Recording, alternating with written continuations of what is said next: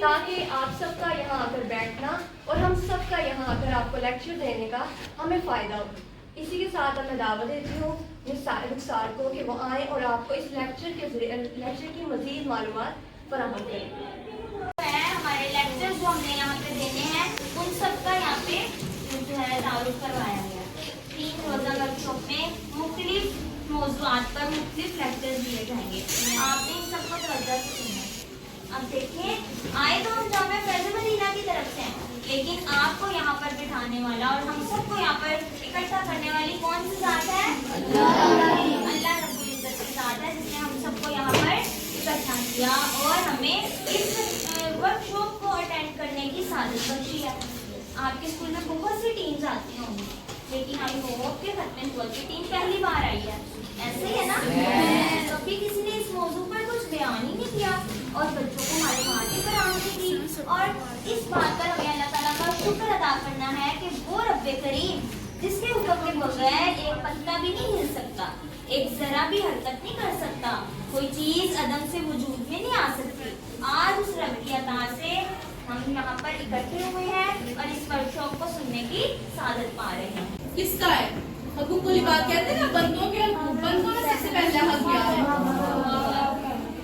ماں باپ کا حق ہے، لیکن ہم پر بندوں کے حقوق میں، کیونکہ اللہ تعالیٰ نے اپنے نبی پاک صلی اللہ علیہ وسلم کو بشر بنا کر بھیجا، ایسا ہی ہے، بشر بنا کر بھیجا نا، تو اللہ کے بندوں میں سب سے زیادہ حق ہم پر نبی پاک صلی اللہ علیہ وسلم کا ہے۔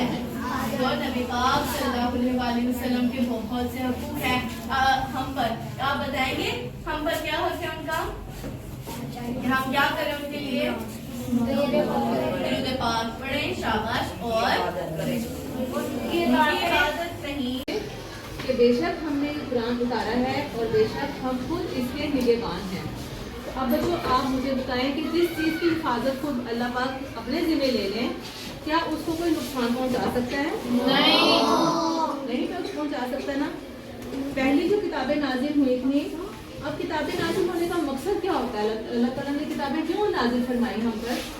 کیوں بھیجی؟ پہلی رتوں پر بھیجی، ہمیں بھی قرآن مجید دیا، تو کتاب نازل کرنے کا مقصد کیا تھا؟ دیکھیں آپ سوچیں، جب آپ ایک تحفظ ختم نبوت کی اہمیت اور ضرورت۔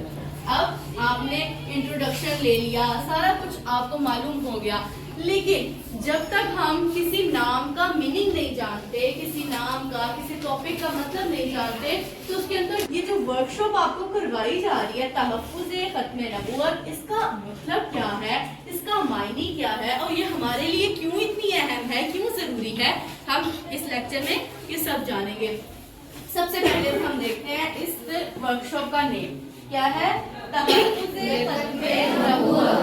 تحفظ کا مطلب ہے، تحفظ کا مطلب کیا ہے؟ پروٹیکشن کرنا، کیئر کرنا، حفاظت کرنا۔ تحفظ حفاظت کرنا۔ آپ کس چیز کی حفاظت؟ آگے دیکھیں، ختم کا کیا مطلب ہوتا ہے؟ بالکل فنش ہو گئی، ختم ہو گئی، یعنی مہر لگ گئی، کچھ بھی نہیں ہے اس کے بعد۔ میں اسلامی کلاس میں پڑھتا ہوں، امریکہ اسلامک اسکول میں پڑھتا ہوں۔ ہمیں بہت مزہ آیا یہ ورک شاپ اٹینڈ کر کے، اس میں ہمیں سارا سب کچھ بتایا گیا، جہاں پہ ہم سب بہت مزہ آیا۔